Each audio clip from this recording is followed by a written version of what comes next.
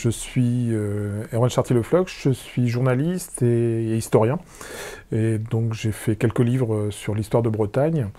Et je suis aussi rédac-chef, du POER, à l'hebdomadaire du Centre Bretagne à Carhaix, et aussi d'un site un peu d'information aussi à Spézet, le Penbase, qui est aussi une maison d'édition. Donc on a un petit programme d'édition pour les années à venir, et notamment partant de faits divers ou de faits importants, de faits historiques, pour aussi expliquer un contexte et des choses qui ont marqué l'histoire de la Bretagne. Alors il y a une vingtaine d'années, avec un autre journaliste de Ouest France, Alain Cabon, on avait fait un livre plongé chez les clandestins bretons, le dossier FLB. On était allé voir une centaine de personnes, notamment beaucoup d'anciens activistes, mais aussi des acteurs, des policiers et des acteurs divers de cette histoire. Et on avait récolté pas mal de paroles. Parce qu'il y avait aussi une envie de parler, parce que c'était des combats un peu cachés, sauf sur un point, c'était un des attentats les plus spectaculaires du FLB, c'était celui de Roquetré-du-Don. On l'avait déjà noté à l'époque. Je me suis dit, à l'approche des 50 ans de cette action, je me suis dit, tiens, pourquoi pas revenir là-dessus, d'autant que depuis une vingtaine d'années, alors la violence politique n'est plus du tout la même que celle qu'il y avait dans les années 70, voire 90, mais quand même, ça revient régulièrement. Nous-mêmes, au POER, on avait reçu un communiqué en 2021 par rapport à une action à Rostronin, et donc je me suis dit, bon, c'est l'occasion, 20 ans après, on va revenir un peu sur le sujet, et puis et à partir de cet événement, justement. Pas mal de choses, je pense que s'il y a eu un tel raisonnement à cet attentat, c'est aussi parce que oui, on avait ce grand pylône de plus de 200 mètres de haut, en plein milieu des monts d'Arrée, qui sont un paysage qui parle à l'imaginaire breton, un paysage de lande, une terre de légende, ces monts d'Arrée, et ce contraste avec la modernité un peu triomphante du pylône a fait beaucoup, je crois, dans le retentissement de cet attentat. Autrement, c'était aussi un autre contexte qu'aujourd'hui, on a du mal à s'imaginer qu'il y avait 2 chaînes, voire 3 chaînes en 74, dont une en noir et blanc. Des chaînes complètement contrôlées par l'État. On est à l'époque dans une télévision d'État, plus qu'une télévision publique. Notamment tous les contenus politiques étaient c'était un média, l'ORTF était un média au service du gouvernement et de ses messages. Donc c'était vraiment une cible très symbolique pour les activistes bretons.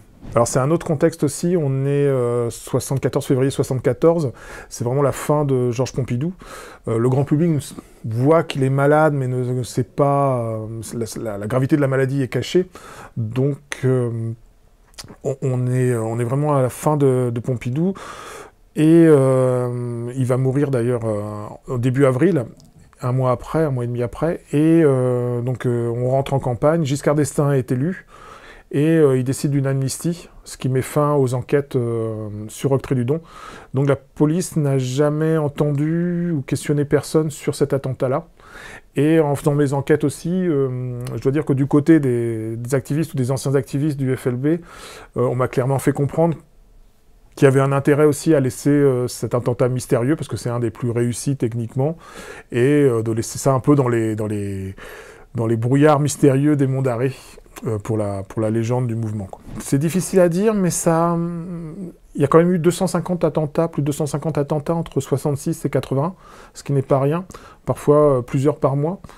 Donc ça a instauré un certain climat médiatique, mais je pense que c'était pas une violence politique vue comme un rapport de force militaire, parce que le FLB et ARB, on n'en a jamais eu les moyens, mais beaucoup plus comme un moyen de communication politique, justement à une époque où les médias étaient quand même très contrôlés par l'État central, et donc c'était une manière de médiatiser des revendications bretonnes, certes de manière qu'on peut juger excessive, qu'on peut juger mauvaise, mais qui ont existé, et qui ont peut-être été assez efficaces à certains moments.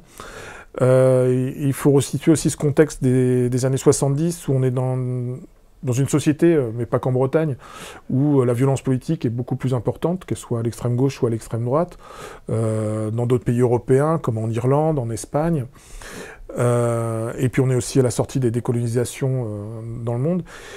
Et on est aussi en Bretagne dans une période de redécouverte, de revival culturel. Donc il y a toute une effervescence dans la région, qui est aussi liée aux transformations de l'agriculture, aux transformations sociales. 74, c'est juste après aussi les grèves du juin français à Saint-Brieuc, qui ont marqué aussi l'histoire de Bretagne.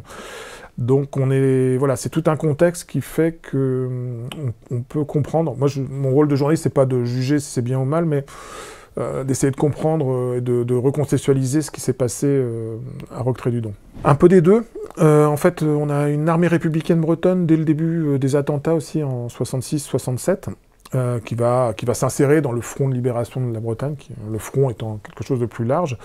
Et très clairement, là on est dans un nationalisme breton plus traditionnel, et le discours va se gauchiser, voire vraiment être d'extrême gauche dans les années 70, particulièrement à partir de cette année 72-73. Et on voit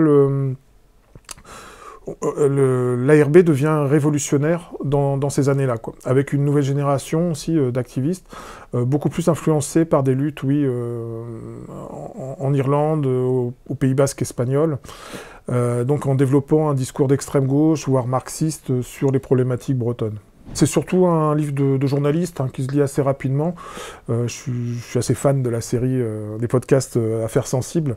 Ça m'a un peu inspiré dans la méthode. Donc, partir d'un événement, donner des éléments de contexte et quelques éléments, vu qu'on sait à peu près ce qui s'est passé à l'époque, même si l'identité des plastiqueurs n'est pas connue, et parler un peu de cette Bretagne, parler aussi de la problématique de l'audiovisuel en Bretagne, puisque la France reste aujourd'hui un des grands pays européens où il n'y a pas de télévision publique régionale.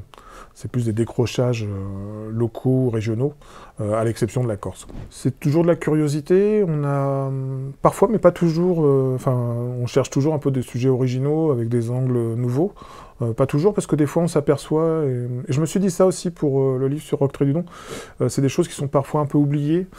Donc c'est aussi refaire œuvre de vulgarisation et de rappeler ces choses-là, parce qu'il faut constamment les rappeler, parce que les jeunes générations n'ont pas forcément les mêmes références.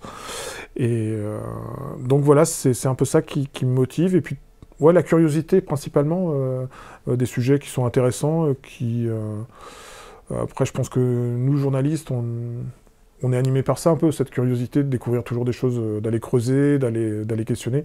Alors des fois, on commence à creuser, puis ça va pas très loin, ou on laisse de côté, puis quelques années après, on reprend. Mais c'est toujours un peu ça, ouais, l'esprit de curiosité, et la volonté aussi de partager, de raconter des histoires aux gens.